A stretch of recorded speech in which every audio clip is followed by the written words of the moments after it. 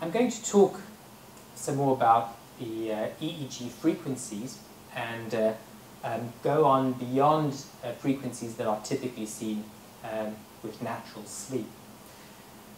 When you think about the frequencies of the electroencephalogram, they can be rhythmic, where EEG activity has relatively constant and perhaps repeating frequencies.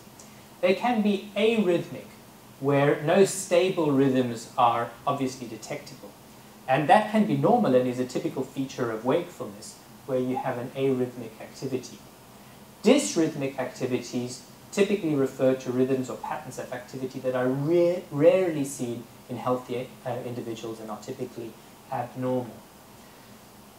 I'm going to talk about burst suppression now because there have been several studies that have shown that patients who've sustained anoxic brain injury or cardiac arrest or who are in coma and then have persistent suppression or burst suppression on the EEG have a poor prognosis.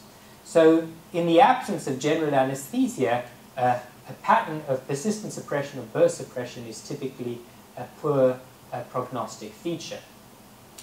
Going to this textbook by Liebenson, there is a useful image showing a patient who has burst suppression on the EEG, shown in all the channels.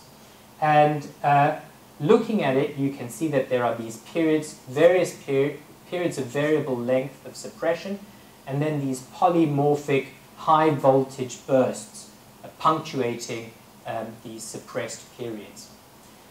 And if this is not seen in general anesthesia, this is concerning about a patient's prognosis.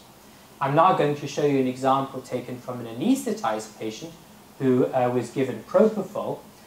Before I play the clip, just to take you quickly through the features, there are three waves from the top to the bottom. They're all representing the right frontal pole montage at a slow sweep speed of 12.5 millimeters per second, 25 millimeters per second, and 50 millimeters per second.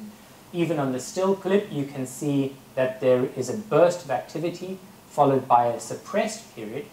And what's useful about the fast sweep speed is that in the period of bursting, you can actually discern what the waveforms are and to see whether it's predominantly a high-frequency burst or a lower frequency burst.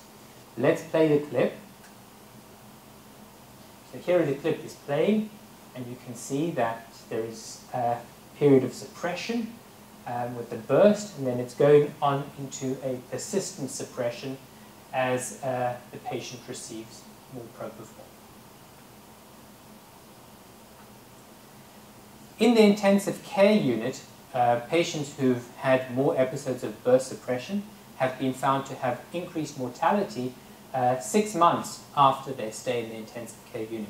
So prognostically, periods of burst suppression may be relevant, and this might be a rhythm which we should be more interested in and paying more attention to. In terms of the operating room, it's not well known whether burst suppression has a prognostic relevance, and whether, if it does have prognostic relevance, this is related to a causal or an epiphenomenal issue.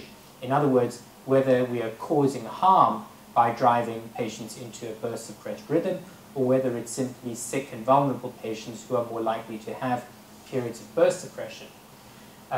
For example, this recent publication in the British Journal of Anesthesia by Besch and colleagues showed that under propofol remifentanil anesthesia, patients who had coronary artery disease and who were older males tended to have more periods of burst suppression than healthier patients.